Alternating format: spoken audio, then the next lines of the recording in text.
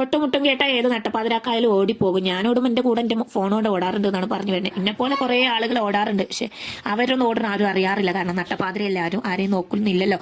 അങ്ങനെ ഞാൻ ഓടുമ്പോൾ നിങ്ങൾക്ക് ഒരു വീഡിയോ എടുത്ത് കാണിച്ചു തരാമെന്ന് വിചാരിച്ചു. അതെങ്ങനെ എൻ്റെ സബ്സ്ക്രൈബർമാർക്ക് കാണിച്ചെടുക്കാത്ത ഒരു വീഡിയോ ഞാൻ എടുക്കാറില്ല ഫോണിൽ എന്നാണ് പറഞ്ഞു വരുന്നത്.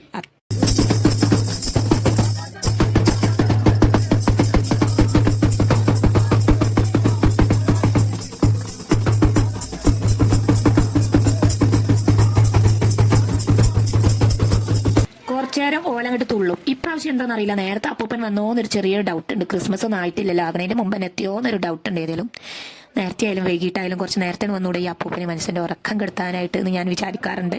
ഏതോ ഒരു പ്രാവശ്യം ഞങ്ങൾ ഇവിടെ താമസിക്കാൻ വരുന്ന ആദ്യത്തെ ദിവസങ്ങളിൽ ഞങ്ങൾ ഇങ്ങനെ കൊട്ടുമുട്ടൊക്കെ കേൾക്കുമ്പോൾ ഞങ്ങൾക്ക് ആദ്യം പേടിയായിരുന്നു, എഴുന്നതൊക്കെ മുട്ടണമെന്നൊക്കെ വിചാരിച്ചിട്ട്.